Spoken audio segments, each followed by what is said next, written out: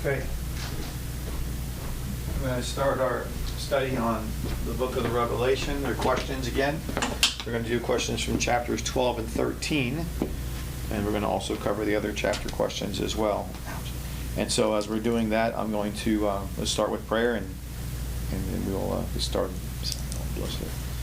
So Father, thank you for this day and opportunity we have. Thank you for this time that you always give to us to come together and just to hear from you. Thank you for guiding us and directing us into understanding of not just who you are, but deeper understanding of what is to come. Help us to always be preparing ourselves in mind and heart and spirit, and helping to allow us to see the applications of this in daily life, doing what we need to be doing, knowing that we're on borrowed time. All of us do not live forever. We know that we have an exit date. So help us to be mindful of that day when you call us home, that we would not be ashamed, that we would not be disgraced, that we would be faithful unto death, and striving to get to know you more, and helping to have others understand the same, that you have given to us, this understanding of this truth and love and deeper understanding of who you are. So we thank you also for this couple days ago helping to preserve Alan's life and my baby's brother, and you bringing him back to life when his heart had stopped, and you had that miracle of the timing of everything being just right for the CPR to be administered and him to be back and living with us. And thank you for the rushing into the timing of all of that, and the ability to have a pacemaker and have him be in good health. So thank us all for just remind us all to be thankful for the life that we have and the breath that we have in our lungs, and not only the spiritual breath we have in our spirit as well. Both gifts from you. We're on borrowed time, and none of us is under museum glass, so we ask you to continue to help us to see ways we can be grateful, working on being better, doing better, and always knowing that moments are just that, moments that could change between a twinkling of an eye, between breathing and no longer, and then we're in the great beyond. So help us to be mindful of these things. Help us to remember what's out ahead. Keep us now in your care as you're our pastor, our shepherd, our teacher, our guide, and our coming bridegroom. We ask that you help us and to teach us now into the scripture, what you want us to understand, this review of your book of the Revelation that you gave to your apostle John, helping us to understand what you have written. So we ask all this in Jesus, Yeshua's name we pray. Amen. So yeah, we had a miracle situation a couple days ago. Start with a testimony to God. Nancy's brother's heart stopped. And the weird part is that he should have been no longer alive. From a human standpoint, obviously from God's standpoint, it's not the case. But so he was having trouble breathing, and they're in a small country town where you're gonna probably think this is crazy, but this is how it works. They're on a volunteer basis, the emergency tech people, which is kind of insane to even have that sentence be strung together. But anyway, so he has trouble breathing, and then the person, the girlfriend that was with him at the time happened to think this is not good. So she called 911, and the one person showed up with her kid in the car because she thought, I'm going to stop at home, drop my 3-year-old off. And she thought, no, it's a 911 call, I'm going to go there. So she went, and on her parking into the driveway, he turned white and he was out. And he stopped breathing. That's crazy. Like he was not having that situation, and she's pulled in the driveway. That's what happened. Which is like the timing of that is all in God's hands. And then so she says, please come in now. And she comes in. She said for 20 years she had never done CPR on a live human being before, just practiced on the dummies, and it's her first time ever doing it. And so dear old Jenny was her name. Jenny saved Alan's life. God used her to save Alan's life. So she gave him CPR. He came to. His heart functioning was at a 13 rate. That is awful. And then they airlifted him in a helicopter to the local city in Quincy, and then from there he got a pacemaker put in within one day, and then the next day he was fine. So we're just thankful and grateful. We're going to be seeing him, of course, in about 10 days, and so it's just a matter of like, wow, hearing that story, and it brought tears to our eyes, and it's just really crazy. But to hear that all that was in God's hands, and then everything was in God's hands. The fact that he, they were going to talk about driving there, and then he had the incident, and she called 911. If she would have driven, he had the incident, he's gone. Because they weren't driving on the road, he had the incident, they were able to get there, and she did CPR. You think about anything that would have gone differently in man's eyes, he's no longer here. If they would have been driven on the road, down a country road and that happened, he's gone. Because she didn't drive, she's in the house. She doesn't call right away because she feels this sense of, oh no, then the lady wouldn't have been in the driveway when he did lose consciousness and did go without any oxygen, and she wouldn't have been there on time to do that. It would have been a lot of time lapse. He probably would have died. And then you have the whole people with the airlifting. If they didn't want to they airlifted him if he didn't get there in time, and all these different things. What if? But it's pretty obvious that it was all in God's hands. And so we're thankful that he is alive and well, and he's just having to be restful for the next month and a half, as it is always when you have a pacemaker put in. How old is he? 62. Wow. So, or 64, I can't remember now. Is 64, babe? I can't remember. 62 or 64. I maybe lose track of that. 54. No, not 54. 64, babe. He's 64? He's not 54. He's 60. So it's 64. I think it's 64 now. I think I got it wrong. So, in any event, it's one of those things where it's just, it was a godsend, and we're just happy to have him with us still. So, he's with a girlfriend of his. They've been like dating friends for a while, and happened to be having lunch together in the middle of the afternoon, and then boom, it's crazy. Just insane. Happened in the middle of the afternoon on Friday. So pretty insane. And by the way, he lives alone, and he's usually not. He's out of his house right now because another thing, by the way, they're doing a mold redo at his house. So because of that, he's been not staying there a lot, and he's not eating lunch. He usually just eats lunch at his house, eats breakfast at his house, and every now and then goes out for dinner. But because he's not at his house, which he's usually alone, another thing would have happened. Obviously, that would have been normalcy. He's gone, right? But so God orchestrated all of this, not to mention that she was even there to begin with. He's usually alone. Yeah, he isn't. He lives alone. He just happened to be with her because he's spending more time with her because of the whole house renovation stuff. So it's just kind of really interesting. This is our Nancy's brother. Yes. Yeah, Ricky asked who. Yeah, it's babe, I see it, babe. I see everything. You don't have to repeat. I see it. I see everything.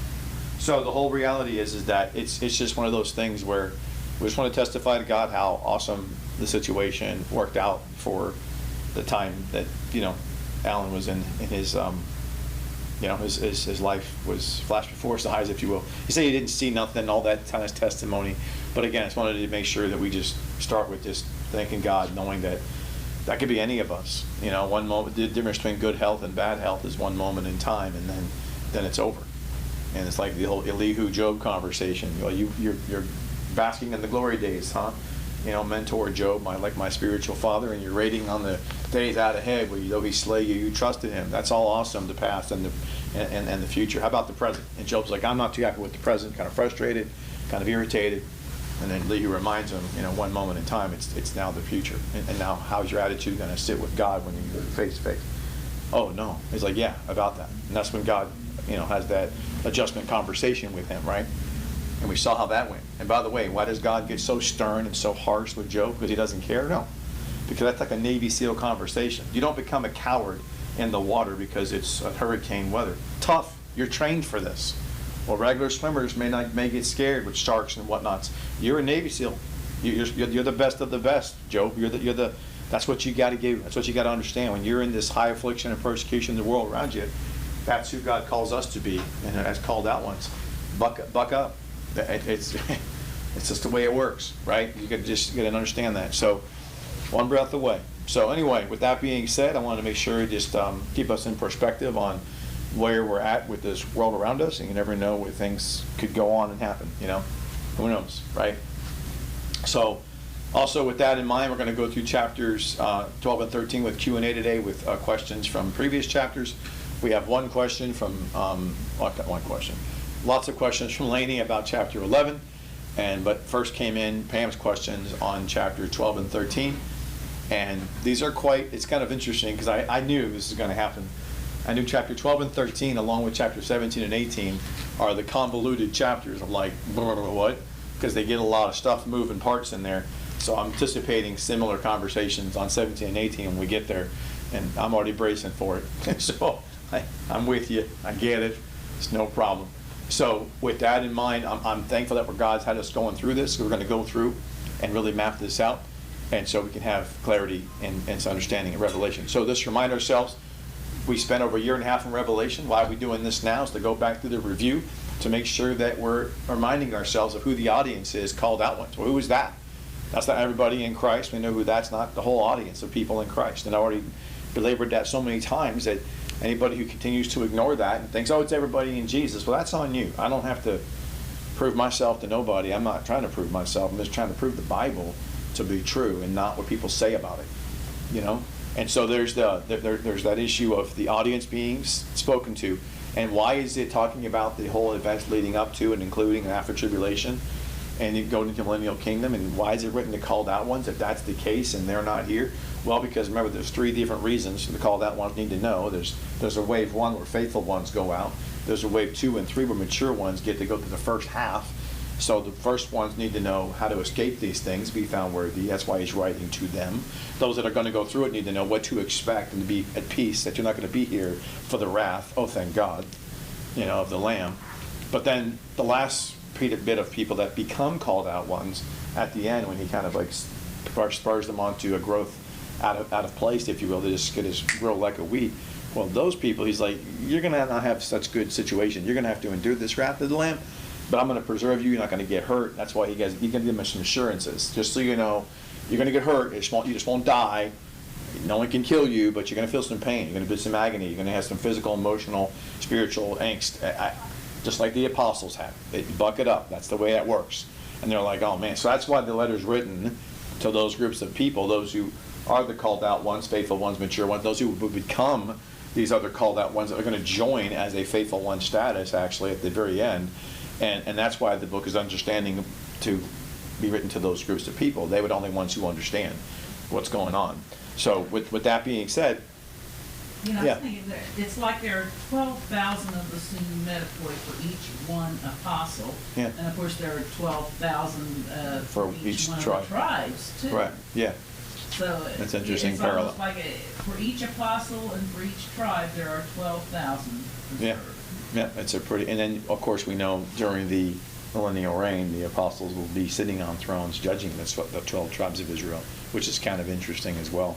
That's a man, human, judging humans is kind of weird to me. But that's what Scripture talks about that in Matthew, I think chapter 20. But anyway, but on this issue of the Revelation we're talking about now is the issue we got into chapters 12 and 13, and the question came up from Sister Pam, and I love it. She's like, man, I love how you wrote it, though. It's just awesome. I like the last part. You mind just putting? And I want to confess and tell you that when I read your email, I kind of chuckled and smiled and thought, if you only knew what I was thinking when I was studying for it back in the day, when I was reading it, pretty much same, ditto. I was like, what's going on here? It's a lot of, I get it. And believe me, I have never, I'll be honest with you here, I have never, until we studied this, myself understood chapters 12 and 13 fully. I've understood parts here and then parts there, and then it didn't actually go together, and I'm like, I don't know, forget it. And I just walked away from it and just shelved it, because I want to, that's what I preach. Don't put, square pegs in round holes. I'm like, I don't know how it fits. I'm just going to go walk away, and Lord, later on you reveal it to me. I don't know, because I'm confused. I don't understand. Like you said, Sister Pam, it's like all these beasts. I feel the same exact way when I first started reading it. But let me help clarify, because I think I'm going to start with clarity. So going right into your questions, I think it's important to start with the clarity because of the confusion, because of the natural reality of any human being who's reading this. And if they're honest with themselves, they're going to be like, dude, I don't know, this is what? So it gets a lot of different moving parts. So I want to give you like a legend key. It'll help to understand. And all of a sudden now, when you see this already in the forefront of your mind, then you go to read it, it'll make it easier. So the beast issue, so many to keep track. So the Mia beast is the Antichrist Antichrist who is Antichrist veiled. That's the Antichrist who's veiled. They don't know who he is, right? So the Mia beast, oh come on, God, this thing won't come off. The cap is so tight. So the Antichrist is veiled as the Mia beast, right? So he's veiled. I think I might have spelled it wrong, but that's okay. So he's veiled as the Mia beast, and then you have the Protos beast. That's the actual who they call the beast, So the Antichrist is called the Mia beast because he's the offspring, physical offspring of Satan, who actually gets murdered. And then when he is murdered, his carcass is embodied by the spirit of Satan, and then he animates that same carcass of the Antichrist, who has been dead.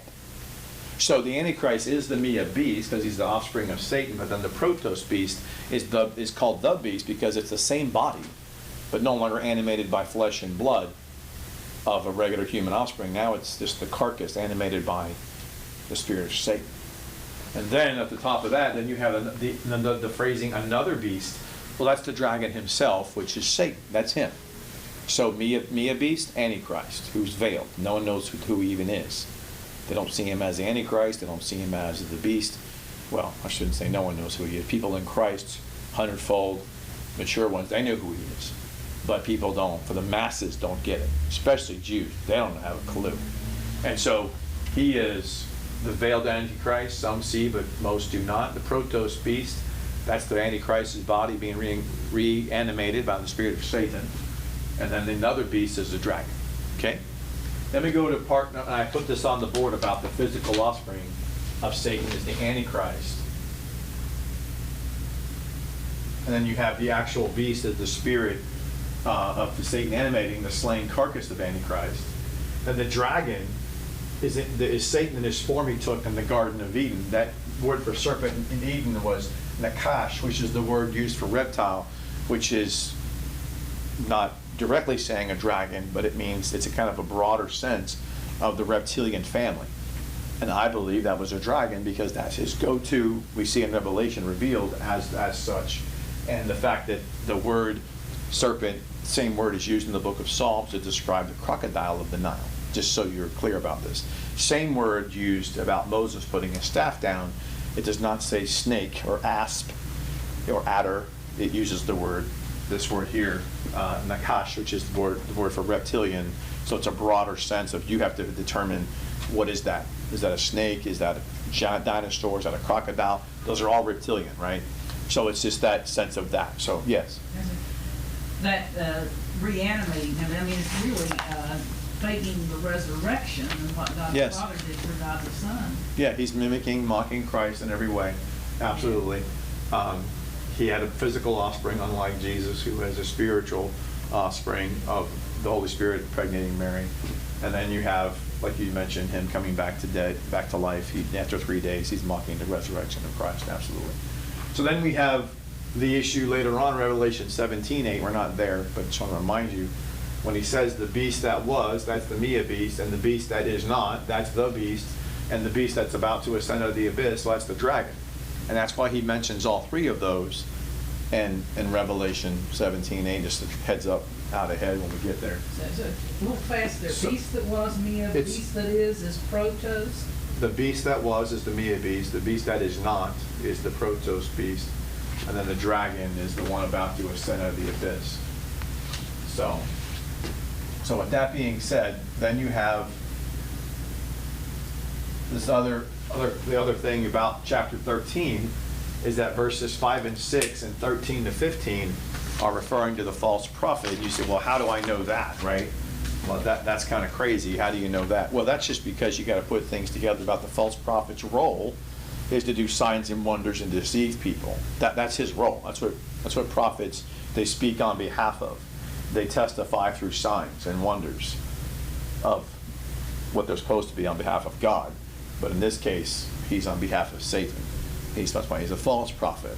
So in chapter 13 and verses 5 and 6, when there was given him a mouth speaking great and blasphemous things, and authority was given him back 42 months, and he opened his mouth, and blasphemies came against God and against his name, and the tabernacle on those who tabernacle in heaven. He's speaking of the false prophet, who's the one who he's the orator. The false prophet is the orator. He's always the one who speaks for. That's what a prophet does, right? They foretell. They're speaking for. Supposed to be speaking for God if they're a prophet of God, but if they're a false prophet, he's speaking for Satan. And that's why in chapter 13 and verse 13 to 15, he does the great signs, and even the fire makes come down from heaven and the earth in the presence of men, and he deceives those who dwell on the earth by the signs which he's given him to do in the presence of the beast. See, that's why you see that's the false prophet and the beast there he's talking about. Telling those who dwell on the earth to make an image to the beast, and who has the wound of the sword and lived, and it was given to him to breathe, to give breath to the image of the beast, that the image of the beast should both speak and cause as many as would not worship the image of the beast should be killed. So this is about the false prophet who's doing these signs and wonders, kind of like that mimicry of Jannes and Jambres. Remember when Moses put down his staff, became people think a snake, it's a huge crocodile, and then Jannes and Jambres put down their staffs. We don't know their names in the Old Testament, but in 2 Timothy it tells us their names. Well, okay, well then they mimic that, right? They also mimic the water and the blood, right? They mimic these couple of things that Moses did. So it's because that Satan was given the ability for a time to do things that normally he doesn't have the ability to do unless God sanctions it. This is definitely an oddity. Satan doesn't have the ability to put inanimate objects become animated. This is a God thing. God's allowing him to do this. It's that simple. He just can't do that on a regular basis. This is a kind of a exclusion type process where God's allowing this for the time. So him in verse 15 is the false prophet too. Yeah. And I have the beast as given the breath. Yeah, so, yeah, all the miracles and signs and wonders to fascinate people is all the false prophet. Just remember that. The beast is under the beast as the black horse and the beast revealed on the pale horse as the dragon. They have no concerns with doing signs and wonders to wow you. They could care less. They're all about with the black horse, he comes with death. And I think if you go back to remind myself, I don't want to misquote the black horse. I want to make sure I get it right. On the black horse, he comes with the actual balance in his hand, which is the mark of the beast. That's the mark of the beast. That's his whole thing, imposing his will on you to do commerce. That's what it says about him in Revelation 6, 5, and 6. But then the pale horse is about death and sword, right? So both of those images of the beast, the first initial image of being a black horse, he's all about instituting his economic purposes and get you to comply or die. That's kind of his battle cry, comply or die. That's his whole thing. He kills the Jews. He wants everybody else to comply or die. That's his whole thing. The false prophet's agenda has never changed. Signs and wonders, orate garbage and lies to make people believe that he's who we want you to think he is, even though it's a big fat lie. You know, kind of like today in our politics. Let's continue to lie and put forth the narrative, right? So people just do this. They just continue to do this. So this is what they do. So then you go back to your questions that you have about chapter 12. So with that being, wait a minute. So can you explain the image in verse 15? Yeah, sure. The image in verse 15 is actually what Daniel saw. Daniel saw an image. That it was the image there of Nebuchadnezzar, saw the head of gold at Babylon, and then silver, Medes and Persian chest, and the waist. You got Greece, bronze, and then iron, Rome at the legs, right, and then feet of clay. And the kingdom came in, that was Christ, and he smashed it. So this image that people think, like commentators says, I'm in the same camp as this one. I think this image typifies the same image that Daniel saw. Absolutely. I think the same image Daniel saw in his dream, whatever that looks like, that you can have pictures of it. We have on Rose Publishing, Donovan Publishing puts pictures out that looks like the head of Nebuchadnezzar, and it looks like his whole body, right? So it looks like, because he's the head of gold, right? So that's why they get the fact that it should be him, an image of him, if he was a statue, right? So I think it's that same aspect of it that is that. However, I don't think this particular image is the head of Nebuchadnezzar. I think the head of this one had a pharaoh's look to it, because that's the first kingdom that Satan used to rule over man, was Egypt.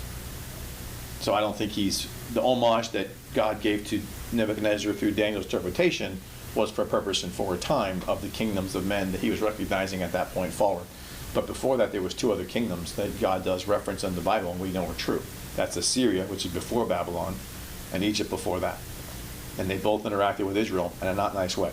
So we all know this. So I think that the image of this, Revelation 13, 15, I think this head, it was not Nebuchadnezzar, Babylonian, I think it was Pharaoh-like, which the first documented, if you look back at historical references, King Menes. I don't know what that would have looked like, but I'm imagining that whole Pharaoh ilk, the Pharaoh ilk of the hat and the little square goatee thing going on, all the old weird staff-looking thing. That's what I'm thinking. It's going to be something of the imagery of the Egyptian pharaoh, which he embodied from that kingdom through all those other kingdoms. Satan's ability or striving to want to submit men to his will, which he's done quite well, by the way. Yes. Yeah.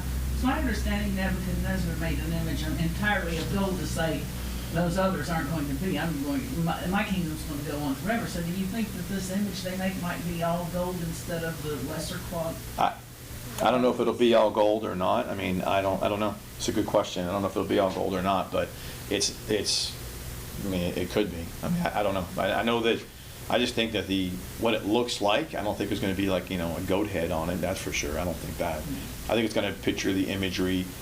It again speaks to the fact that Daniel saw an image through Nebuchadnezzar's dream that Nebuchadnezzar had been given. He didn't even tell Daniel. God told Daniel what that dream was, and then so that concurs that it wasn't Daniel who was led by a man's words to tell him what he saw. No, Daniel was led by God to tell Nebuchadnezzar what he saw in his dream, which concurs that the image was legit.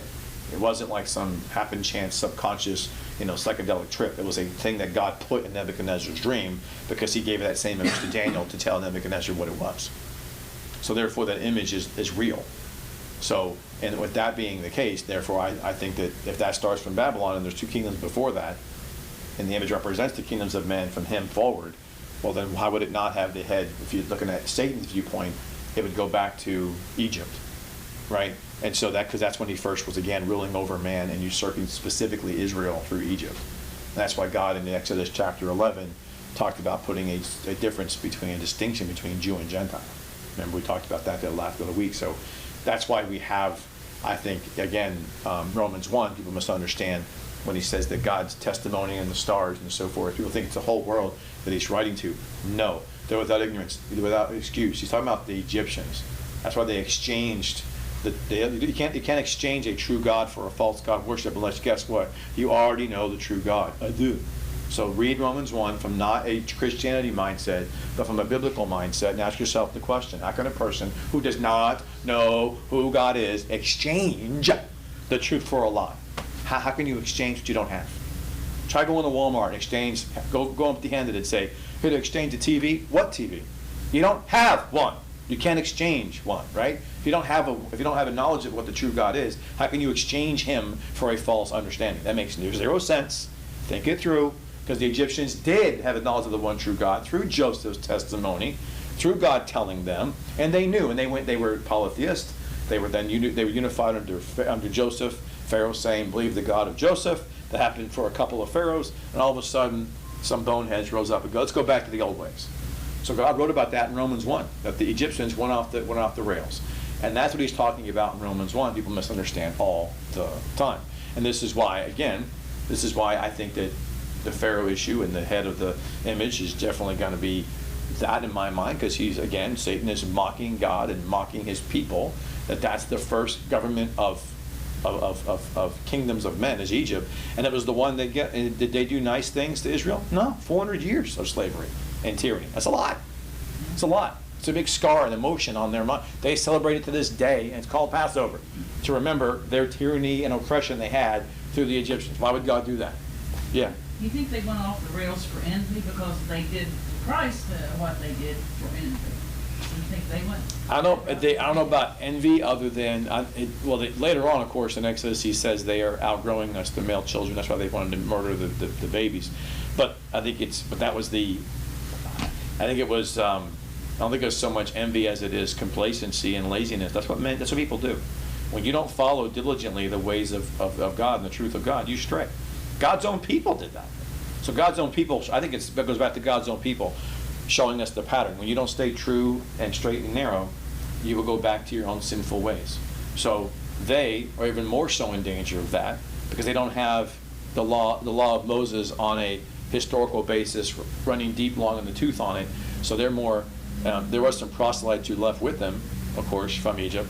And so that makes it harder for them, I think, to stay the course. So when they deviate, they go off the rails. I think it's just a matter of deviating from these strict rules and laws and rectitudes and ordinances and sacrifices daily that yet Moses, I think it's just, it gets overwhelming. And it gets, because that's why the old adage to this day that they say Jews and Catholics put a guilt trip on you.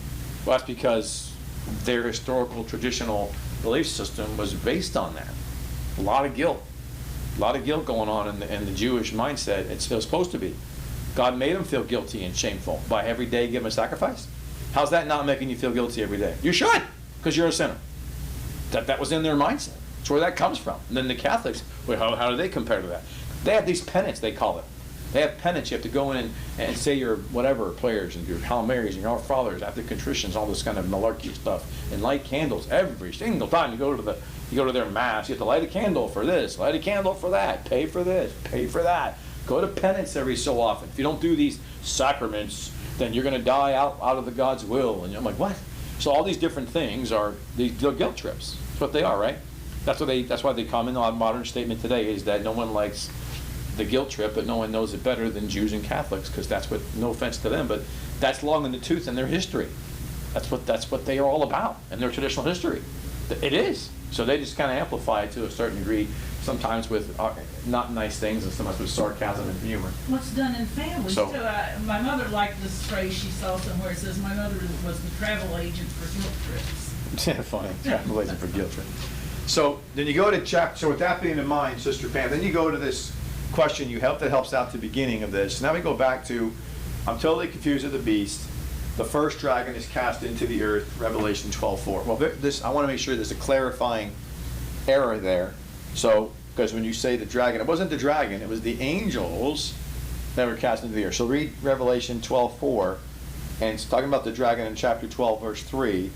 He's the dragon having 7 heads, 10 horns, and on his head 7 diadems, and his tail draws a third of the stars. That's the first fall of the angels in heaven. He's talking about the first fall, which was pre-man. Before there was a man, we weren't even alive. We weren't even existing. There was no man. It was just a celestial realm. There was no humans. None. And so Satan then has his tail, and he drags a third of the stars. It talks about a third of the stars to heaven with him. Now, when it says a third of the stars, it's referencing the fact that he took all of them with him when he first did it. But then the second fall, of course, that's where the third comes from, right? So we know that different demarcation. So the real issue is not so much about him being there, but the difference between like all of them and the third of them. So here it says the tail draws, in this word it says he draws the third of them, and it says they cast them into the earth. So this is, remember, there are people in Jude and in 2 Peter. So the first group of angels in 2 Peter, I want to make sure I say this correctly. I made the mistake when I just said that the wrong way. The first group is all the angels is not mentioned here. I think I said that wrong. I apologize. So the first group is 2 Peter is in Tartarus, right? But the second group is the third, and that's the one in Jude. He says is in the blackness of darkness. But they're in. So if you go over to Jude, for example, we know this, but to remind you, it says that they are under, in verse 6 of Jude, and these angels left their first estate. That's the third that he drug with them, under perpetual chains of thick darkness for the judgment of the great day, right? So that's what he's talking about here in Revelation 12:4. That Jude 6 angels are the ones that are the third of the stars drawn, but it's similar to the whole org that left with them before. That's what I was pointing out. Sorry about that. So the org that left with them before was in 2 Peter, but in both orgs, they're both in a situation where they are cast into the earth. One is actually in the fiery pits of Tartarus, which I believe is similar to the abyss part of Lake of Fire. That's the first org. That's all the minions. But then, I say minions, I mean the infantry type angelic people. But then you have the other group, which is the third, that was from Eden when man was here, which is what he's talking about, Revelation 12:4. And that's paralleling to Jude 6, so it seems like they're cast into the earth, but apart from this place of fire, because they're in this gloom of darkness. So it's like they're outside of that. So with this being said, I think that's the first thing in chapter 12, verse 4, is that it's the them that's cast into the earth, not the dragon. But to your point about this, and I want to make sure that I'm clear about this, later on, we're going to see another question you bring up, which is, hey, he comes out of the earth, it says. That's right. So then he had to be there at some point. Well, that's correct. So what I'm saying here is, and I got ahead of myself earlier, so the dragon, when he first fell from heaven, when God clipped his wings, the anointed cherub that covereth, he went, boom. So I think I put that on the board. Yeah. So Revelation 12:9, you mentioned, hey, it says that the dragon was cast out of heaven, and the great dragon was cast out, that old serpent, which is called the enemy. Again, that's Diabolos. So he, wait a minute, if I heard it, left side to right side, yeah. Diabolos, it should say there, that adversary Satanas, who was deceiving the whole habitable, he was cast into the earth, and his angels were cast with him. Okay, so what you have to remember is this is a reference to what is going to happen out ahead. So how his demise happened will be how it ends. So maybe make sure I remind you what I'm saying here. So what I'm saying here is when the anointed cherubim, which means a large, massive wingspan, so this is the anointed cherub that covereth.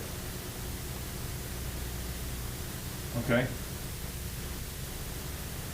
And when he was in heaven, then he was cast out. And he was cast out of heaven.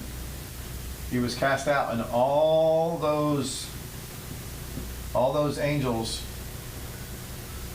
that were there in heaven, all those infantry guys,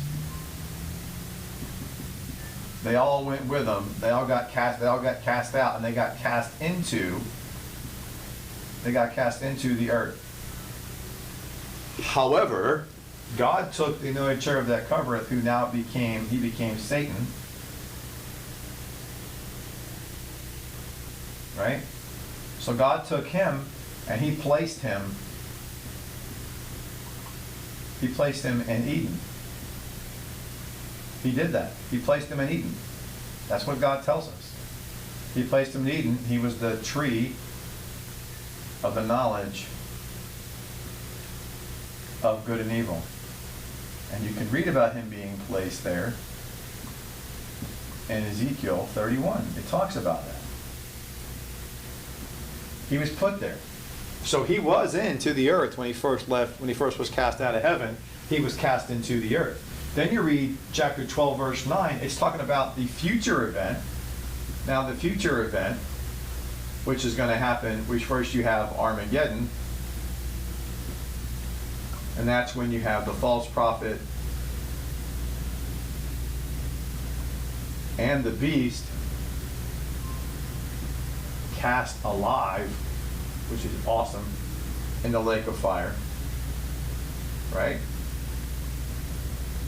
But then we see that in Matthew 25:41, it talks about it says the lake of fire was made for the devil and his messengers. There's those angel. That means anybody who's following after him, anybody who's doing his bidding, those who are celestial and those that take his mark and worship him, all those yahoos, it's not good for you. So that's where you're going. That ain't fun. So this point here, so at the end of the millennium, at the end of the millennial reign, Satan will be unleashed. He'll be unleashed, right? He'll be unleashed. And then he'll be cast into the earth again.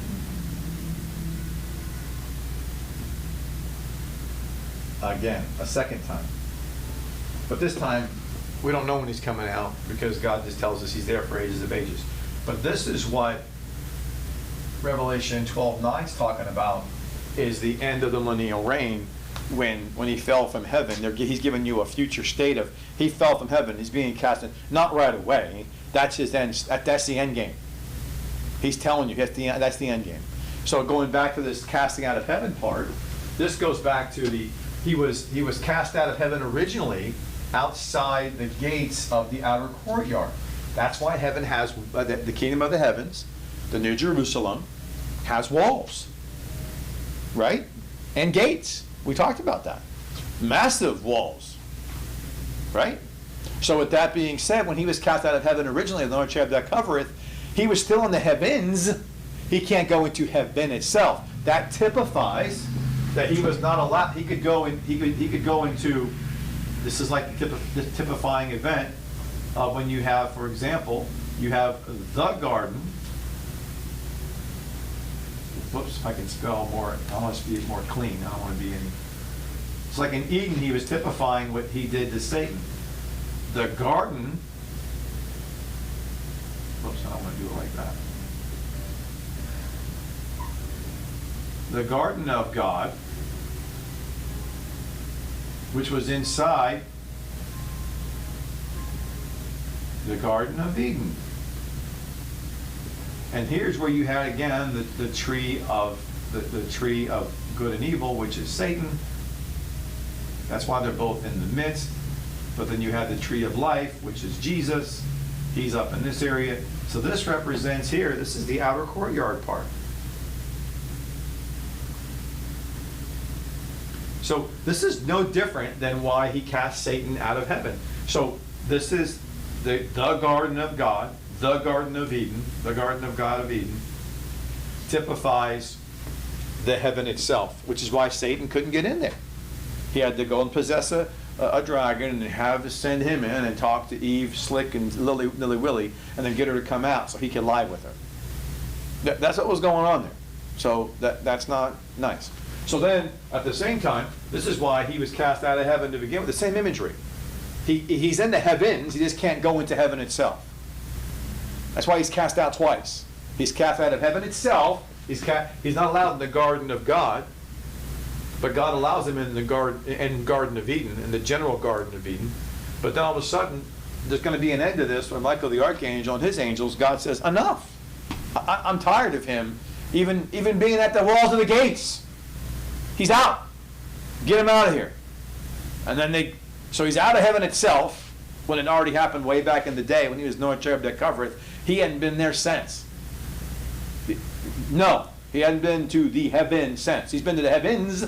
He's been at the gate and the walls, kind of like, But he hasn't been inside since he got sin and iniquity. He's out. He's been gone. But now he's been accessing the area of the walls and the gates for a long time, and still is to this day. Until Revelation 12:9 comes in, and Michael the archangel says, "Get out and stay out. Don't not just in our house, anywhere near our house. You're out." So that's a big difference of why he's talking about that in Revelation 12:9. And he's confined just here, on this little bitty space. So now he can't just roam around. When he's access to the heavenlies, he can roam around and he can see, more purview, that like a satellite view, like a more of a with the panoramic view of who he wants to attack. He can strategize better, and so God's confining him to this earth, saying, no, now your sight is linear. You can't see what that purview you had before. We're done with this, right? So, did you say the Garden of Eden is still part of heaven, even though it's on the earth? I'm saying in symbolism, there's a symbolism, if you go back to the scriptures and how God describes a garden in heaven that resembles the Garden of Eden. So if you go to Isaiah and in 28, let me see. Hold on. I'm using my Septuagint. I have it all. I think it's Isaiah, not Isaiah. Yeah, Ezekiel. I said Isaiah. Ezekiel 28. I wonder if I was getting it wrong. Ezekiel 28. In Ezekiel 28, you'll see that he says all these things in verse 11 of Ezekiel 28, referring to no cherub that covereth. In delightful paradise of God you were born. That's the idea of the Garden of Eden. But it's typified, just like he told Moses, build the tabernacle on earth as it is in heaven. The Garden of Eden typified what was in heaven. I'm not saying the Garden of Eden is heaven. I'm saying it typifies heaven, just like the tabernacle and temple on earth typified what was in heaven. Because God said that to Moses. That what you're doing on earth already is in heaven. We've been here, done that. So the Eden principle of what the format was already in the heavens. There's this Jesus, and there's these angelic hosts all around, other trees, and so forth. There's Satan on the outside. That already existed. He's just typifying on earth what it looked like in heaven. Okay? So then we said, so that the angel with the flaming sword was at the entrance of the garden of God. That's right. The entrance of the flaming sword, not the garden of God. He was placed He was placed right here on this part. So the cherubim actually, that's not an angel, that's cherubim plural. There was many of them, and I think they were guarding all around this bad boy. And there was also this flaming sword. You know, this flaming sword with fire coming out of it. It's crazy insane, right? So these cherubim, they surrounded the whole Garden of Eden, which also did what? Typified the New Jerusalem, how the cherubim, there's myriads upon myriads that are in the base of that bad boy with a gyroscope of wheels with eyeballs in it going both ways. They're insanely freaky deaky looking, right? With an ox face and a lion and an eagle and a man, and they have eyes on their wings. They're freaky looking. I'm just telling you, and like, oh, little baby with a little cherub. No, that's not what that is. They are some sobering, freaky looking creatures that you would not look at and go, oh, hello. No, you'd be like, oh, hi, oh my gosh. Yeah, Eve, we're not going that way. That's, where was that? So any child later on, up until Noah's flood, who went that way, they were like, no. Did you hear about what's over there? There's these freaky looking creatures. They got these walls, these little things, eyeballs in them, and there's one at the very entrance that's, I'm not going over there. Forget that. But all around this garden were these cherubim, because God said it was plural. He put cherubim, and there's at the flaming sword at the entrance, to your point. So this kind of represents the issue of, again, the cherubim are all surrounding the base of this pyramid city that God, when Ezekiel saw it come down, that was underneath it. Was all these myriads upon, maybe hundreds of thousands of angels. Remember, the rings were so many of them. Ezekiel chapter 10, I think it's verse 5 to 8, he says that their wings sounded so loudly, they were called unto like in the voice of God himself. It's a lot of angels to have that kind of wing sound, that it sounds similar to the thunderings of many waters of the voice of God himself. That's a lot of angels. So that's what was around this Garden of Eden. There was a ton of them. I don't think there's, you say an angel. No, there was angels plural, cherubim. No, just any angels, cherubim, plural. And I think there was thousands of them around this bad boy, just to make sure that no man even dared to understand, I wonder what's over there. No, I'm good. I'm going to go this way. Yeah. There's no way you're going to start throwing rocks or picking a fight with thousands of cherubims. It's not happening. There's no curious George kid or anxious Jane Heather going to go over there and go, oh, I wonder what's going to happen if I talk to him. Probably die. So I would not rather talk to those things, whatever those things are. They don't look like angels that people say. 4 different heads, a gyroscope with eyeballs in it, wings with eyeballs in it. That doesn't look too, inviting to me. That looks kind of freaky to me. And I would not be like hunky-dory. I'd be kind of scared. I don't know about you, I'd be scared. So that's what was going on there. So I hope that makes sense. So Satan was cast out of heaven, okay? He's in the outside of the gate of the courtyard, able to come to the walls of the gates. He's been doing that ever since as the accuser of the brethren. But when Michael the archangel, Revelation 12:9, God says, enough is enough. I've already had him out of my house for thousands of years. I don't want him anywhere near my house anymore. I want him out of the neighborhood. Like, I want him gone. And he goes, yes, sir. Michael the archangel takes his angels and they overpower him, and he's cast down to earth with the future statement in Revelation 12:9 of his future state. He'll be actually cast into the earth and the abyss. And then he'll be chained and let out and cast back again. And forever he shall stay, as far as we know, as long as God says, for ages of ages, right? So I hope that makes sense in what I'm saying. All right, so now, does the Bible mention the dimensions of the Garden of Eden? I don't remember seeing it. No, it does not. Were the cherubim visible? Yes. The cherubim visible? Yes. But no, there's no dimensions of it, other than the scripture talking about how he goes back to Revelation 1. And again, I'm just referencing, when you go back to Genesis chapter 1, when he says the garden of God. In a garden of God, he's speaking to this in reference to, in verse 15 of Genesis 2, and the Lord God, Yahweh Elohim, took the man, put him in the garden, or just took man, put him in the Garden of Eden, and addressed it and keep it. And the Lord God commanded the man, saying, of every tree of the garden you may eat freely, but the tree of the garden of tree of the knowledge of good and evil thou shalt not eat of it, for the day you shall surely die. So I want to go back to where it is, right in verse 9. And out of the ground made or the soil, the Lord made to grow, sprouted every tree in the presence of his sight and good for food. The tree of life also in the midst of the garden, and the tree of life of good and evil. They're both in the midst. So, and then you have, so they're both in the midst, because they're, one's in the garden of God and one's in a garden of God. And when you go to Ezekiel, again, like I mentioned, and you see in chapter 28, verse 13, the garden of God, the paradise of God, you see another parallel to this in Ezekiel 31, when he brings out that you were of the garden of God, like any other, and he talks about this in verse 8 of Ezekiel 31. Even the cypress, such was a word in paradise of God, and the pines were not compared with all his shoots, nor were the fir trees compared to his branches. Not a tree in the garden of God was equal to him in beauty. And he's clearly talking about a tree metaphor of Ezekiel 31 of the Assyrian, which is a type of Satan. And so you see this symmetry going on.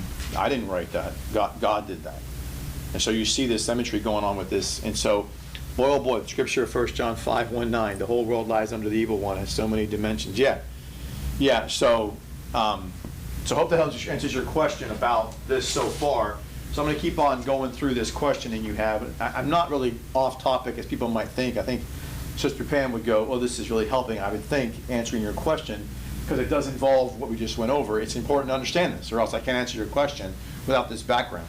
So of Revelation. So Revelation chapter 12, verse 9, when you said cast in the earth again, true, it is again, but not at the same time. So the first time was when he was, before there was even a man, and then God placed him, took him out of there, placed him in Eden, and then he has a future state. He'll be cast into there again at the end of the tribulation period, in the abyss, and then actually a third time. He gets cast there 3 times. So just so you know. So he gets cast there immediately before there was man, and then he's cast there 2 more times at the end of the tribulation, Armageddon, when he's chained up in the abyss. Then he's loosed out, and he's cast there again at the end of the 1,000-year reign, right? So he has 3 times. Why? So you're asking, why did God, when casting out Satan in the first fall, place him in Eden as a tree? To control him? No. Nope. Good question. Satan was placed in the Garden of Eden for God to, again, we've kind of mentioned this idea that this is where I have to put forth a conjecture based on what I see, what Satan did in heaven. What Satan did in heaven is he sold a bill of goods. We know this. He made merchandise, it says. And basically he sold a bill of goods. It's our way of saying that. Scripture says he made merchandise. That is how he got these angelic beings to fall with him. So again, the question becomes, how do you have a sinless, celestial, intelligent being go, okay, I'm going to sin against God? It doesn't make any sense. First, they have no ability to sin against God because they're sinless. There's no ability for them to sin against God. They're sinless creatures. Why would they sin? It doesn't make any sense. There's nothing in them that desires sin. They're sinless, celestial beings. So people don't think this through, but then I've thought it through. The only conclusion I can ever come to is the same conclusion that he did it from the heavens as he did it on the earth the same way. And the bill of goods he sold them, I've mentioned to you before, was he said, okay, this is why God called him the knowledge of good and evil, because he was the only creature who had this, who was roaming around. And so God surveys all, pervades over all, and he's the only one who can have knowledge of evil and not even be affected by it. So imagine that. God can see murder, sex trafficking, molestation, abuse, all kinds of evils of mankind. All of us and celestials can't handle this evil. We can't handle it. God takes it all in and says, it doesn't affect me. What? How? How do you do that, God? He goes, he's the only one who has the knowledge of evil, all of this darkness, and doesn't affect him at all. He still is brilliantly light, no variation of darkness in him whatsoever. He's still able to be the definition of love, even though he has this knowledge of evil. But so Satan wanted that. He found out the hard way. A creation cannot handle the truth. We can't handle that knowledge. And it corrupted him, absolutely. He sold that bill of goods to the angelic beings. He said, hey, look, you're sinless. The knowledge of evil, that's all it is. It's the knowledge of evil. You won't sin. And they fell for that lie. But it doesn't make sense. It's the knowledge of evil that makes sense. I'm sinless. The knowledge of it's not a big deal. Okay. And of course, they end up found out the hard way. This knowledge of evil corrupts you. He sold the same bill of goods to humans. That's why God put Satan in the garden, to let Satan take the deception, the temptation he did with the celestial beings. It's the same thing he did with the human beings. He wanted both heavenly and earthly beings to not be without excuse to go, well, you didn't give me a shot. Well, I gave you both a shot, and you both struck out. What else do you want? Well, we didn't know the length and gravity of your mercy and compassion, how far you would go to give your life for us, to come down to this earth as a little fetus and be so humble and be so ridiculously loving. If we knew that, then we wouldn't sin. He goes, you want to bet? That's why he does 1,000-year reign, makes the earth sinless. He makes the earth perfect, no demons, no devil. There's some sinful people coming into it, but the earth is restored and renovated, pristine. He's ruling it. And he goes, watch how you boneheads will still go into sin. Watch, go ahead. Watch. Even with me ruling the show. Watch how you're so stupid, you'll do sinful things. Those who are sinless will commit sin, and those that are sinful will continue to be sinful. I wonder why that is. Because you have a knowledge of evil. Even with the understanding of what I've done, who I am, and all that, doesn't change a thing. You are still going to be led by your ignorance of being a creation who can't handle the truth.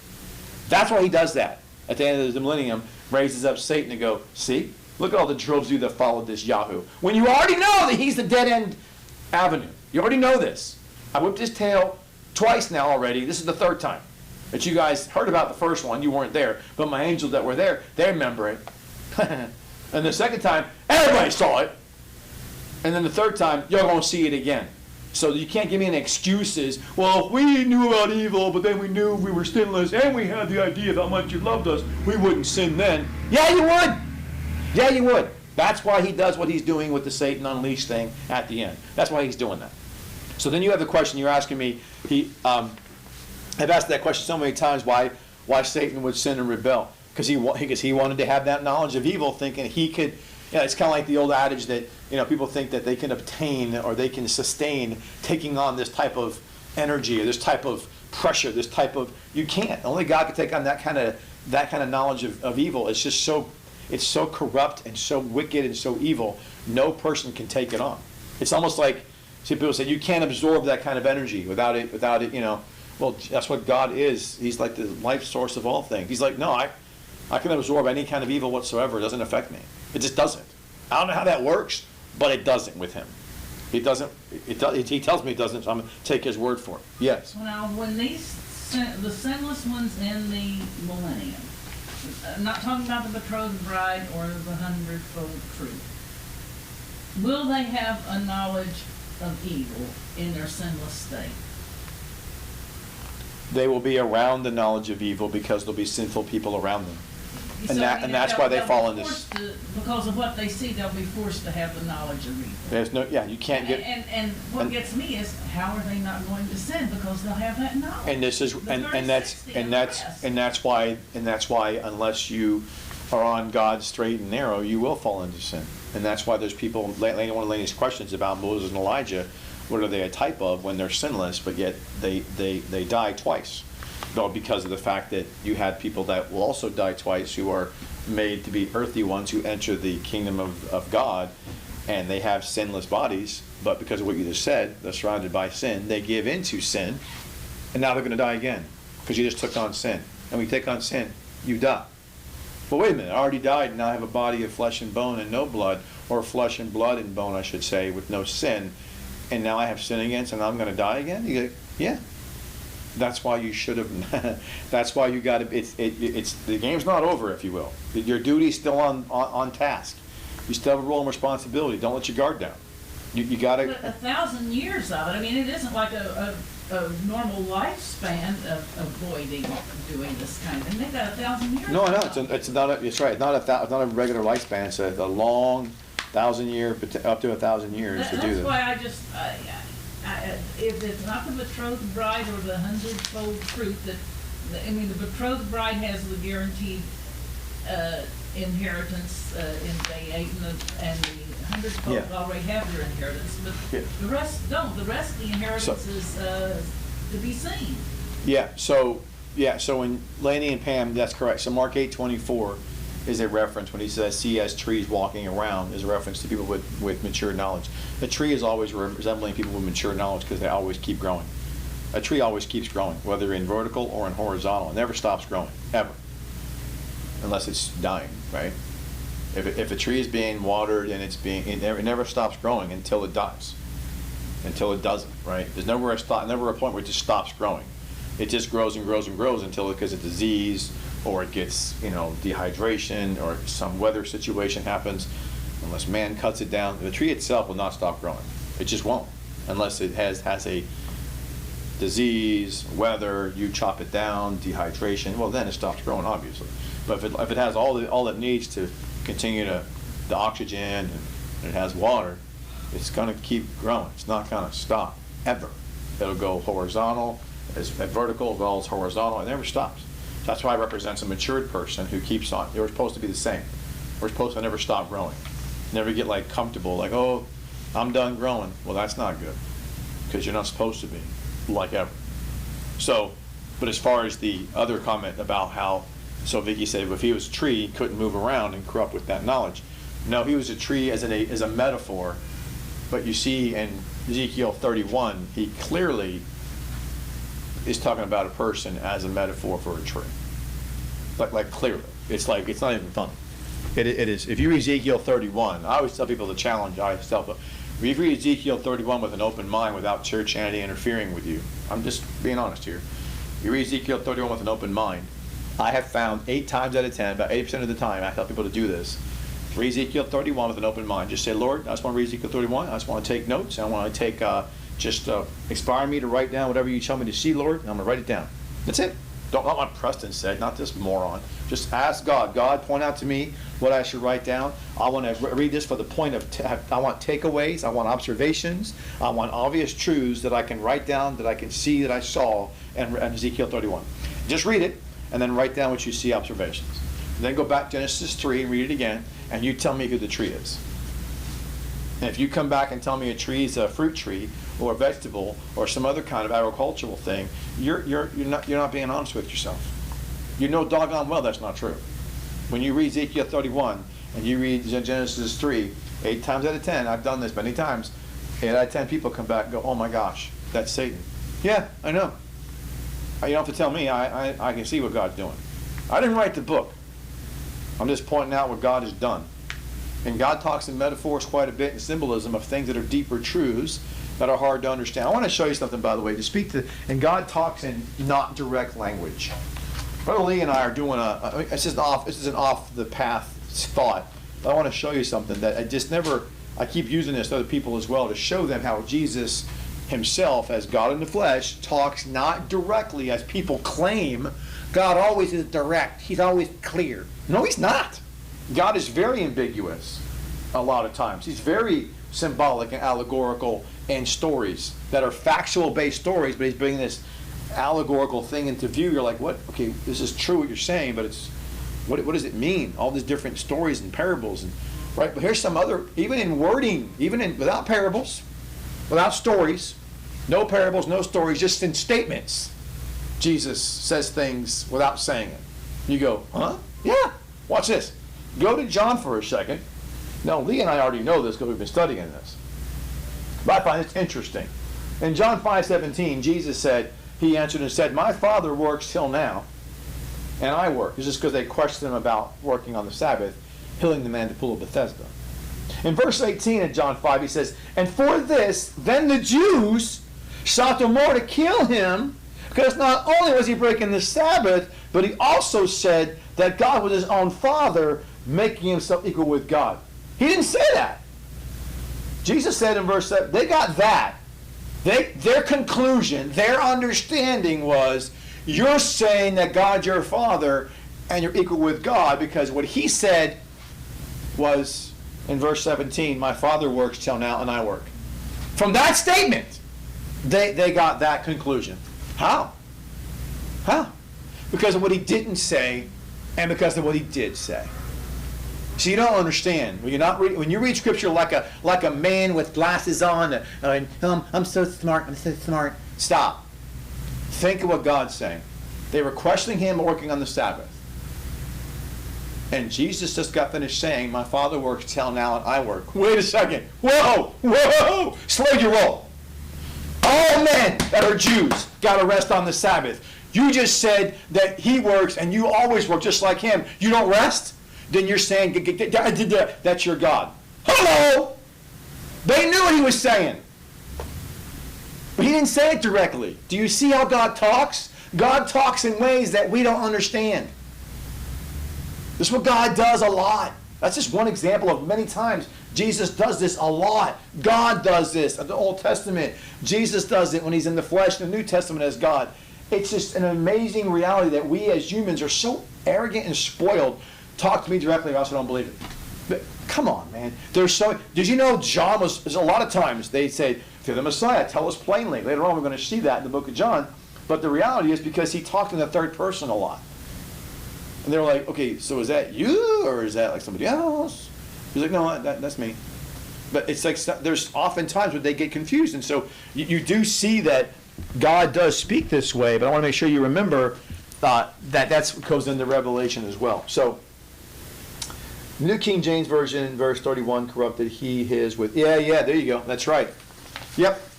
King James corrupts, yeah, they even call the Holy Spirit it, which is disgusting because of the pronoun atu, which it's a he, she, it. They say it. I'm like, are you crazy? It's he, not it. So to your point, Brother Todd, that they corrupt that. I just can't. It's frustrating. So going back to Revelation, it's just a side note of reference. Going back to Revelation chapter 12 again, it's just for Pam's questions.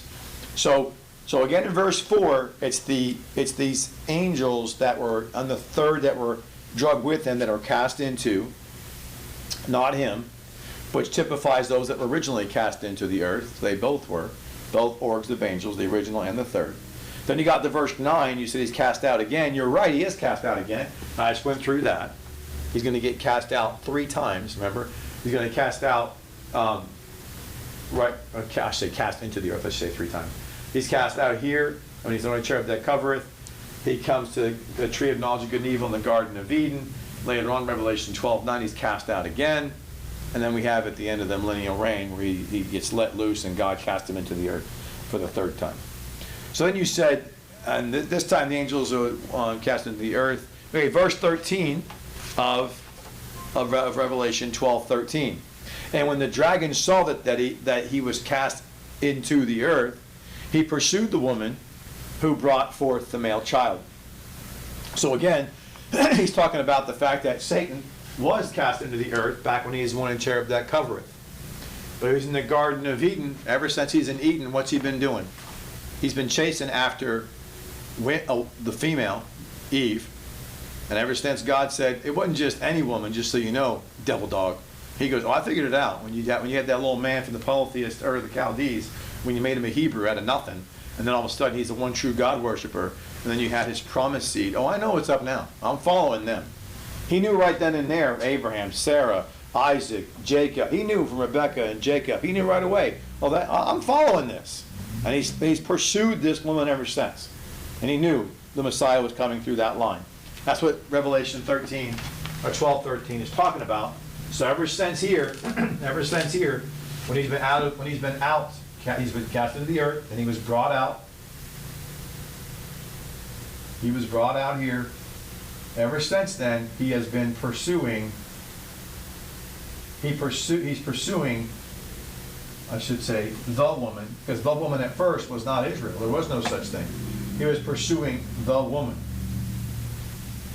which then became Israel. That's what he did. That's why Israel's called the woman, because he was pursuing Eve from the very beginning. She was the first woman. He knew the Messiah would come through this seed. So he's just pursuing. He just wants to. That's what he's been doing from the beginning. It hasn't changed. The thing is that whole family, Abraham and Sarah and Rebekah and Laban and Jacob, and there's all kinds of lies and deceits going around through this whole family line. It's sad. Well, it's just interesting. I tell people, but the whole thing is though that when Eve said, "Thee should not touch it," and then people got misunderstanding. There was last week we had this big conundrum about me saying Eve never sinned. When Eve said, "Thou shalt not touch it," she didn't sin when she said that. She did sin when she lied with Satan, obviously. But at that point, she didn't sin. No, that was a truth that she said, that God told her not to touch it. But that wasn't recorded. So what's the point? The point is that means the man didn't know that. What's the point? Did Isaac ever know what God told Rebekah, that the older would serve the younger? No. The evidence is she told Jacob, to act like Esau, put this little coat of skin on, act like you're your brother. Well, that's evidence that your husband didn't know. You didn't tell him. By the way, they're like in their 20s. Are you kidding me right now with this? You're kidding me with this. So you held a secret that long from your husband that God told you? I don't know about you, but you got 2 women now in Scripture where God gives them a veiled message of blessing and honor that only they know about to protect them from what their husband don't even know about. I think it's interesting to me. Very interesting. He didn't know. Isaac didn't know. So again, remember, and she lied. She told Jacob to lie. But remember, lying is not bad, just like taking a life is not always bad. Taking a life is bad if it's not in self-defense, if it's not to defend yourself. So lies aren't always bad if they're to defend God or His Word, which is what she was doing. Again, I always put this analogy up there with Corrie ten Boom, Anne Frank, and anybody else during the Holocaust, during the slave days. You just don't, anybody in your house today? Yeah, I got these people hidden under my bed, in my closet. You don't do that. It doesn't break into your house and say, do you have any kids here? Your wife here? Yeah, in the back room, go ahead and rape and pillage all you want. You don't do that. You lie to protect the life of your loved ones, right? That's not wrong. That's good to do that. By the way, you're making that up. No, I'm not. Hello, the 2 spies that hid under the flax. Have you seen them? No, they're not here. Flat out lied. And what did God do? Hall of faith with Rahab. Proof that lying is not a problem when you're honoring God, protecting God's people. So that's what she did. Have under the flax and lied. Never seen them. Don't know where they're at. No, don't know where they're at. Never seen them. Lied her face off. What did God do? Let that little wall. By the way, imagine your little side note. You're Joshua going into Jericho, marching around 6 times, 7 times, blow the arm. And all of a sudden, this wall that's thick enough for a chariot to ride around in, this whole city wall is, and then one little slither is just standing up there. That's insane. And a little scarlet thread out the window. And Rahab's going, yoo-hoo! How did she get out of there, by the way? No one doesn't really talk about how she got down from there. And by the way, if you're a Jewish person that wasn't clued into this little promise that God gave to Rahab, how is that not looking freaky to you? There's a couple million Jews marching around, and all of a sudden, this whole city is, boom, this whole city wall. You're thinking, did he miss a spot? I mean, it looks kind of weird, don't you think? It's just God's way of making it very clear to them, no one was missing out on that day what had just happened. They all saw what happened. God made that wall stand upright because He spared Rahab's life. Straightforward and done. And if they didn't know, they know now. Because it's just one of those things, right? It's an amazing thing. But anyways, go back to your question. He said, so in verse 13, I answered that question, chapter 12. But then you go over to chapter 13 now and verse 1. And your question in chapter 13, verse 1, you said, coming up out of the sea, who gets the power from the dragon. That's in verse 3. So in chapter 12, it's the origination story of the dragon himself, which is Satan. Chapter 13 kind of picks up with the beast, who is the corpse of the Antichrist. That's now being, the spirit of Satan is in him, in that slain corpse. He's animating him. So that's what chapter 13 is about. That's why in verse 4, chapter 13, and they worship the dragon because he gave authority, he did, to the beast, and they worship the beast, saying, who is like the beast, who's able to make war with him. This goes back to the 2 thrones. There's the throne in Jerusalem, the dragon sitting on, and the throne in Babylon that the beast is sitting on, the one he's animated, right? So when you're speaking of, there's one wild beast coming out of the path, that's right, and he gets his head ripped off, right? And the people worship the dragon and the beast, yep. And then in verse 6 and 7, it's the same beast. It's the same beast in verse 6 and 7. I answered that question earlier. No, that's not. So in verse 6, no. Verse 5 and 6 is the false prophet. Verse 7, that is the beast. That's the one in verse 4, the dragon and the beast. So verse 5 and 6 of chapter 13 are the false prophet, remember? So I wrote that down already. But chapter 13, verse 7, that's where the beast is in there. And that's him again from the verse 4, the dragon giving authority to the beast to do what he's doing right there with verse 7. So you're right about that. Then there's another wild beast in Revelation 13:11. So if you go to Revelation 13:11, this helps to make some more sense. And I saw another wild beast ascending from or up out of the earth, and he had two horns like a lamb, and he spoke as a dragon. So when you see him, it says ascending out of the earth. He's talking about this is when the dragon. It doesn't mean out of the earth in the sense he's not talking about now him coming from inside the earth where he was originally into Taurus. He's talking about the fact that that was his original state that God put him in.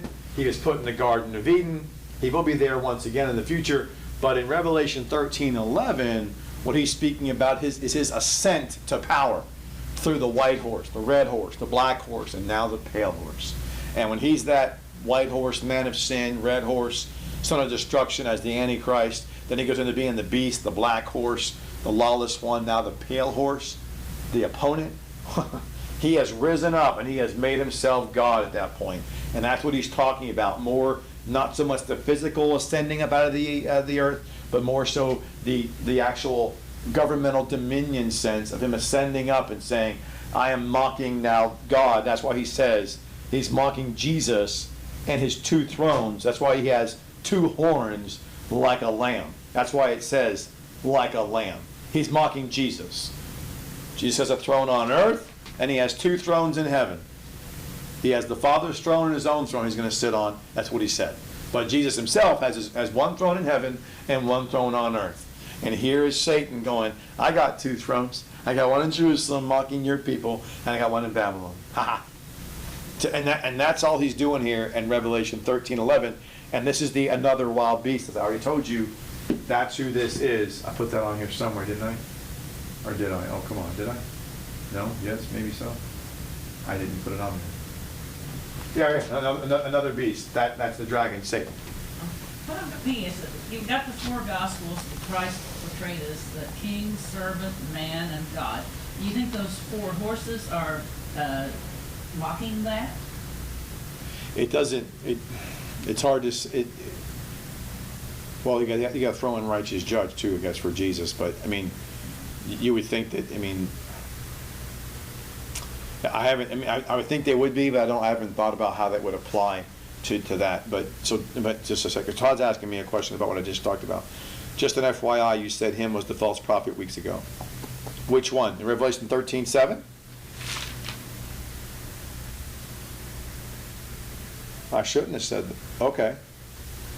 Well, I know the false prophets, I might have missed, okay. Okay, because in Revelation 13:5 and 6 and 13 and 15 is the false prophet.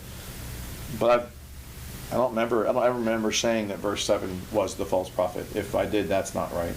I may have gotten ahead of myself. But verse 7, the reason, and just to your point too, Brother Todd, that when you're reading the whole verses, to Sister Pam's point too, it's just, there's no way of knowing, okay, I stop here and it applies to this, and I stop and I start here, it applies to this. That's just a discerning issue of how you're going to understand who's doing what.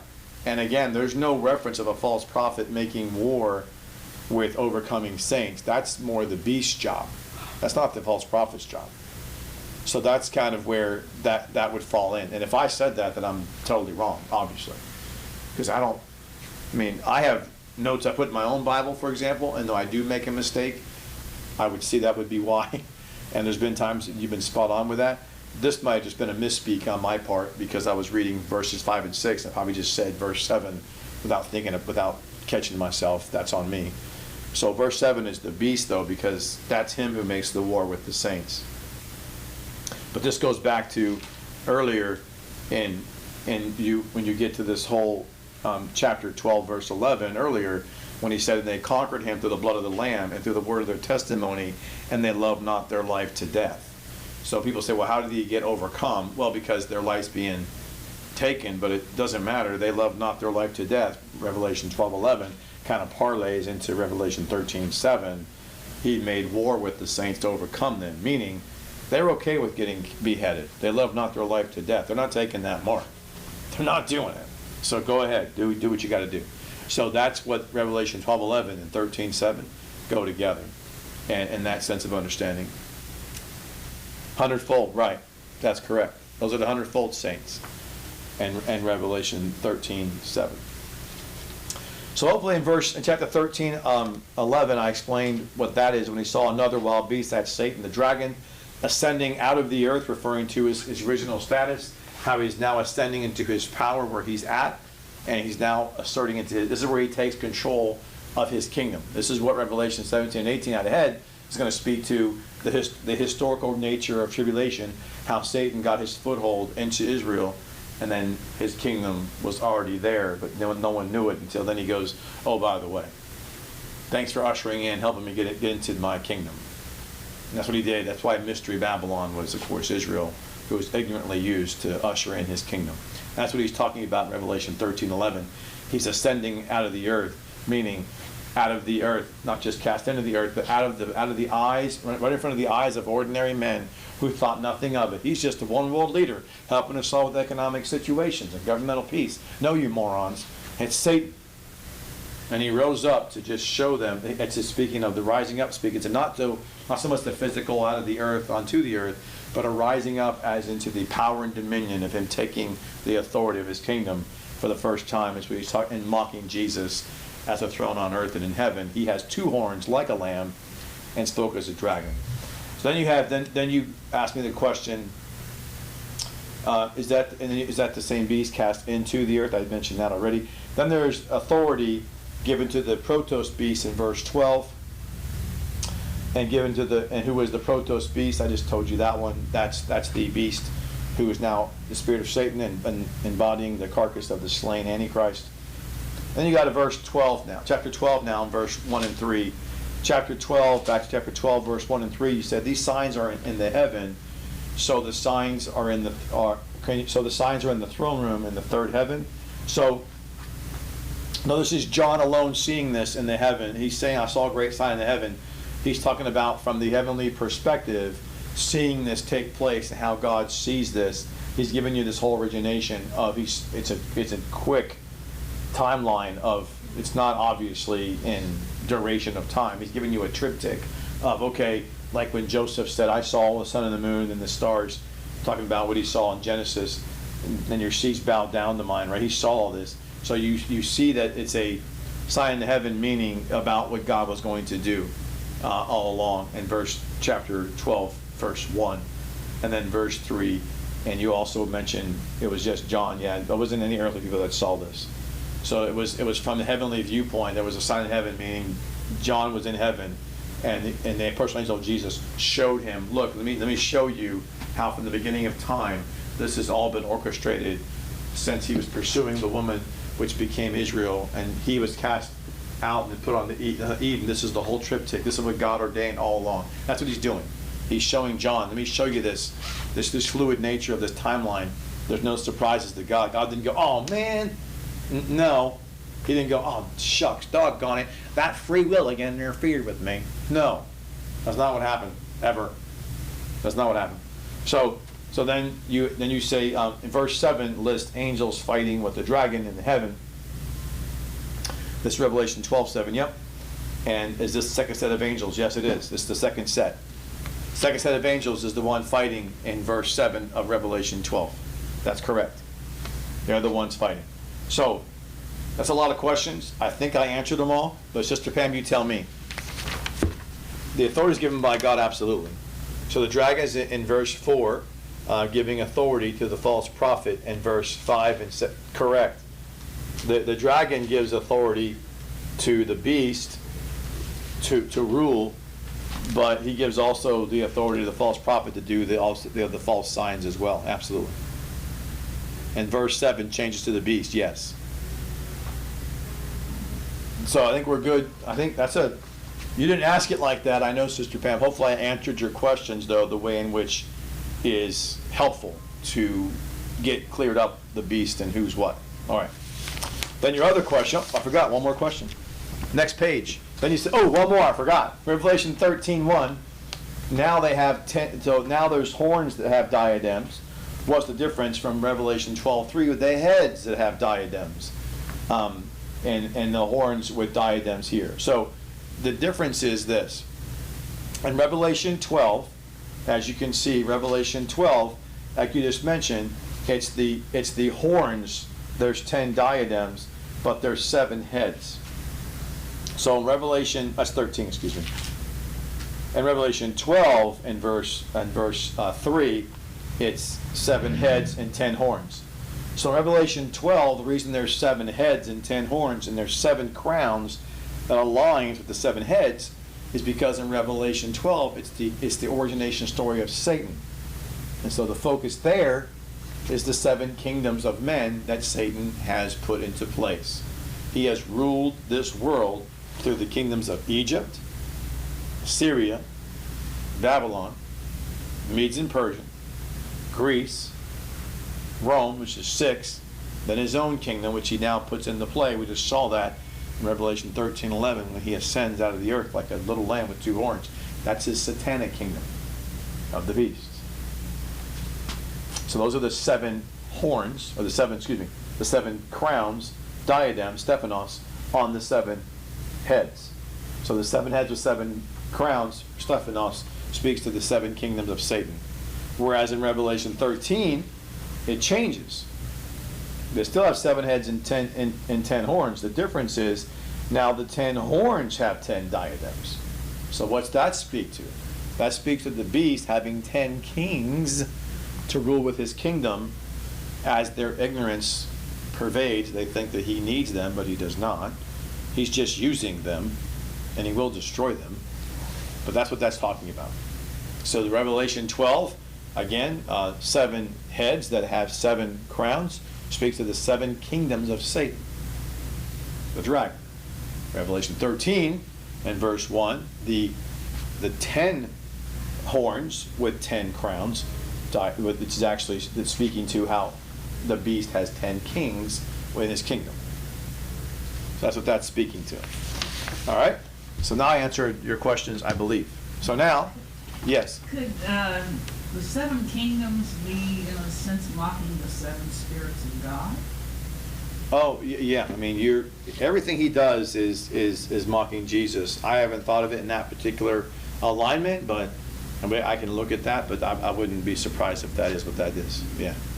Because he's definitely, because in essence, he's mocking the kingdom of Christ, who he reigns his kingdom through his 7 spirits, obviously. So, yeah, there would be some imagery of mockery there, no doubt about it.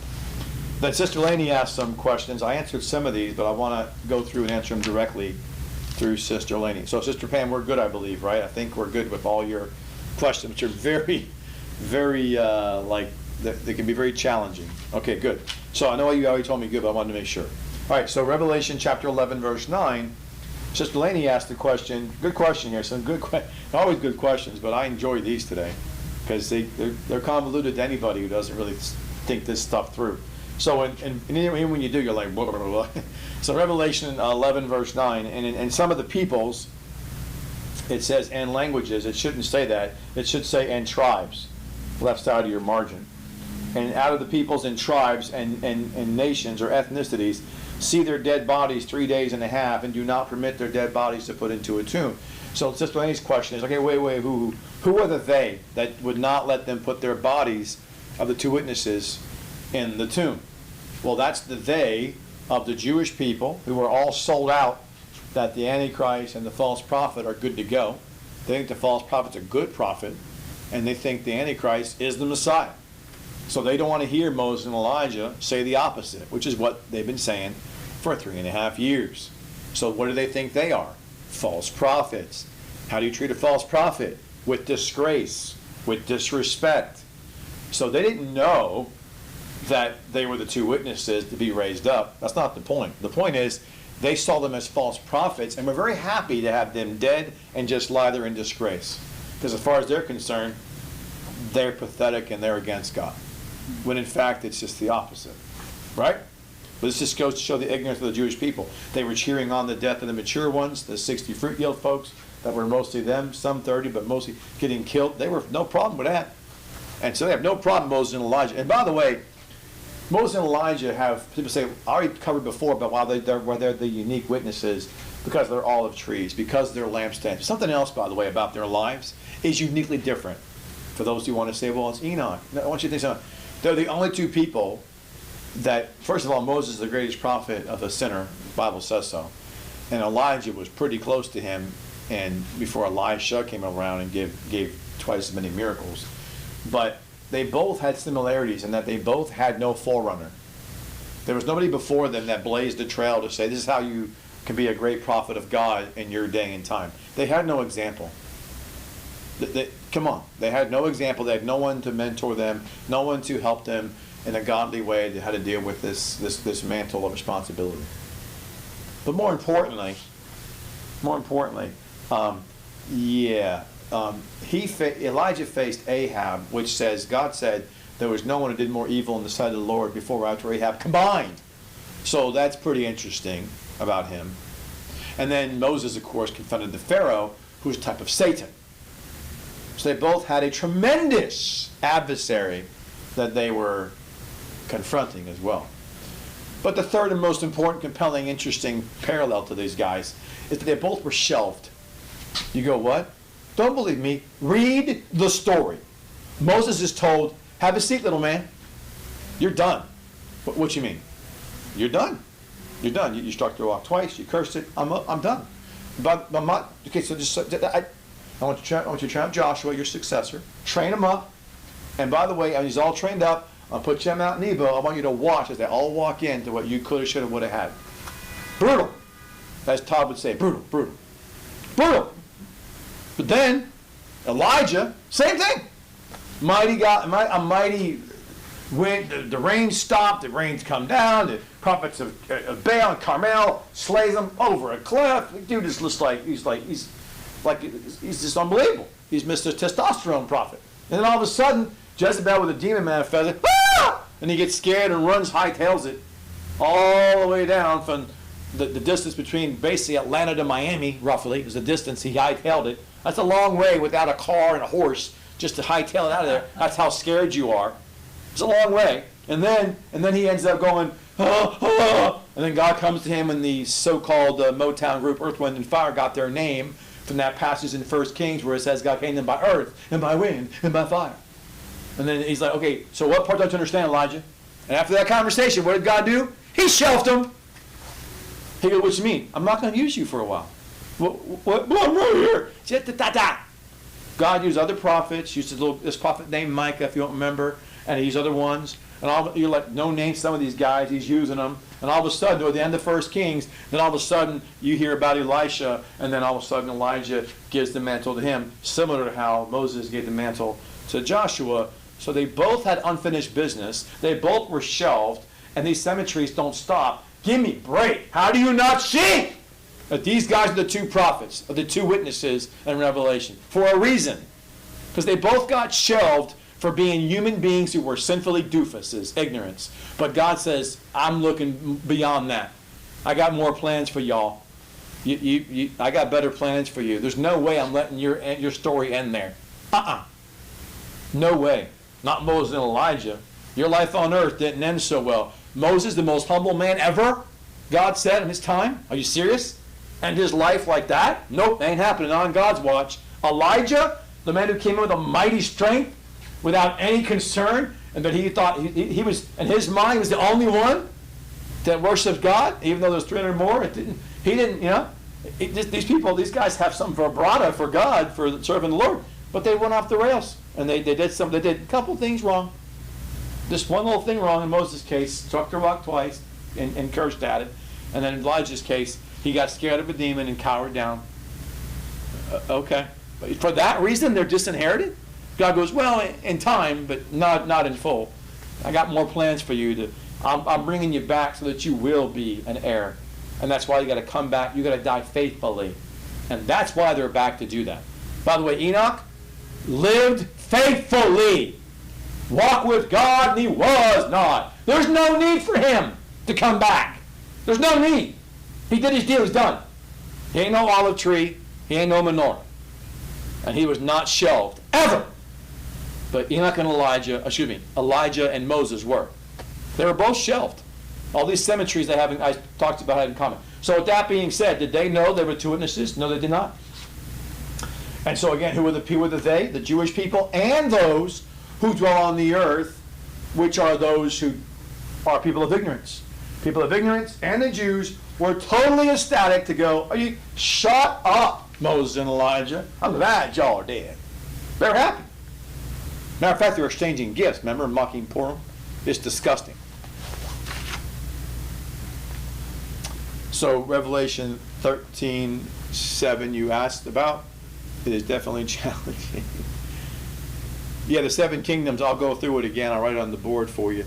But going back to Revelation 13, Revelation 13 is the 7 heads, and the 10 diadems are on the 10 horns represent the 10 kings. Yeah, the 10 kings. And the 7 kingdoms are Egypt, Assyria, Babylon, Medes and Persia, Greece, Rome is 6, and then Satan's kingdom is 7. There's your 7. All right? Yep. And Elijah had the example of Moses. He didn't, when he got scared of the demon, he might have thought, what happened to Moses might happen to me. Yeah. The idea, I guess, didn't. Yeah, and to me, there's so much. I feel sad for both those guys because they're both, and as sinners, they're great men. I'm so happy God gives them a second chance to really, finish strong. Because that's what they didn't do the first time around. They started in their ministry to God. They started strong, and they were great until this point of just this breaking point. And then God shelves both of them, and at the very end, He makes it so that they know your job's not over yet. It's like they're coming back. And as far as remember the extra diadems, again, speaks to the 7 diadems of the dragon is his 7 kingdoms, and the 10 diadems are the kings of the beast during tribulation. All right? So the Sister Laney's question then goes back to, they know there were 2 witnesses? No, they did not. And then you go, even though the 2 witnesses had the power to do great things and torment man, they did not have the power to overcome the beast. Correct. God's will, only since He gives power. Correct, as He chooses. So curious question is, the 2 witnesses know they would not have the power over the beast? Oh yeah, they knew that. There's no doubt, because they're sinless. They knew that, but they didn't faze them to still come at them. They went after the false prophet and the beast. Moses and Elijah were going toe to toe with them. They didn't care. They knew they weren't supposed to. See, they showed what Job didn't do. All respect to Job. I love you, man, but he's just a sinner, right? Moses and Elijah are in this sinful state, knowing what Job should have known, which is not about winning. It's about standing and fighting for what is right, even though your destiny is to die doing just that. And they did it, because they know they're going to get raised up. They're like, oh, I'm not dying as a coward this time. We did that last time. Our life ended as ignorance. We're not doing that this time. Moses and Elijah were like, you doing it? We're not. He gave us a second chance, and we're sinless. We're going out with a blaze of glory, baby. They're going out fighting with the blaze. They got so much motivation to just really remember what God had given them and why they're here. I can only wish I could imagine being in that circle between those 2 guys, what they could be talking about when this day came, when they were fighting against the beast and the false prophet, knowing they were going to die and not caring at all about it. They could care less. They were so stoked just to serve God until they die, because they wanted to do that the first time around. They didn't do it the right way. They are just striving with every ounce. Everybody dies, but how you die, man. I want to die with honor and courage and bravery. And they did, yes. In the Old Testament, they did not love their lives to the death. But there, they have arrived at not loving their lives to the death. And what this must be is a witness and an encouragement to the 100-fold in the second half. Oh, yeah. So it is a witness and testimony. You're right. And by the way, so yeah, they were sinless, but the lady said, well, then if they're sinless, and why did they die twice? What's the type for us of? They're a type of people that come into the millennial reign with bodies of flesh and blood and bone, but no sin. But they commit sin and they die. They're a sample of those. They're an example, a typology of those with flesh and blood and bone with no sin that could still die. So Moses and Elijah had flesh and blood and bone, but showed they could still die. That's what the typology of those who are going to enter the millennial kingdom, just to think, just because your bodies of flesh and blood and bone with no sin doesn't mean you're exempt from death. Exhibit A, do you not see two witnesses in the streets? Remember that? They're like, oh yeah. So that was a warning, wake-up call for folks. Don't be complacent, which is what Moses and Elijah's problem was the first time around, right? They got a little complacent with God's holiness and God's service that they had to live up to. Great men, although they're sinners. But I was just so happy they were just so able to do this second time around. So, does it make a difference for Job that he was still in his body of flesh and bone, and flesh, blood, and bone, and Moses and Elijah? Oh yeah, it's a big difference. That's what I'm saying. Yeah, Job. I mean, come on. He had no Holy Spirit indwelling him, and he had a sinful body, so he couldn't. God was asking a lot of him to do what Moses and Elijah did in a body with no sin. I mean, come on, right? So Job couldn't pull that off. I'm just pointing out that's why God's asking so much beyond our abilities. He's asking that which is beyond our ability. It's in his spiritual ability to do these things. And so then you have, they've already been in heaven. That's how you know they're sinless. That's kind. That's right. Then you have the other question. When the Antichrist is as if mortally wounded and is in the state before he appears as the beast, does his body change from what was prior to this event, his evil spirit from Satan in the worst state? So his body doesn't, so he's the same. So the Antichrist is the physical offspring of Satan. When his mortal head wound, when he's murdered, as he gets his head, either shot, cut off, whatever you want to call it, it's definitely a mortal head wound.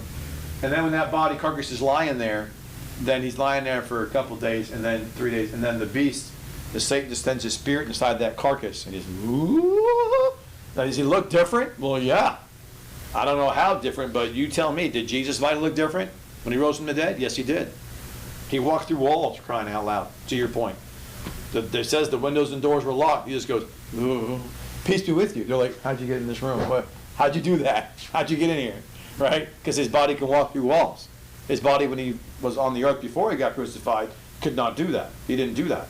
Well, I guess he could do that because he's God, but he didn't do that. But the reality is that, I think this is what's pointing out here to your question, does he look different? Yes. He looks different in the sense that he has a body animated by the spirit of Satan, no longer by blood. And that looks different. That looks different. It's like when Jesus said, put your hands in my holes in my hand. When Thomas did that, you can't put I'm not a magician or an illusionist. You can't put your fingers through my hand, palm of my hand. You can't do that.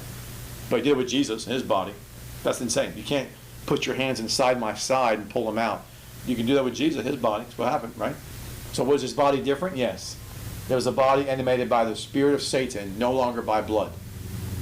And then lastly, your last question is, chapter 11, verse 13, it talks about these 7,000 men that were also killed. In that hour there was a great earthquake, and the tenth of the city fell, and by the earthquake was destroyed 7,000 names of men. And the rest became afraid, and they gave glory to the God of heaven. And your question was, hey, wait a second here. It says the names of the 7,000 men were killed in the earthquake. Is there a significance in these men who died since they were specified or specifically numbered? And the rest, of course, or lupoi. And yes, I believe it. I think it is the reason for this, Laney. I think the reason that there's 7,000 men, I think there's 7,000 Jewish people to represent over the 7,000 years of God working with man. Not all those 7,000 years has been with Jewish people, because it's speaking to the 7,000th day 7, his day of his reign, which he'll be working with the Jewish people. But it speaks to the abject failure of his people to live by faith. And so I think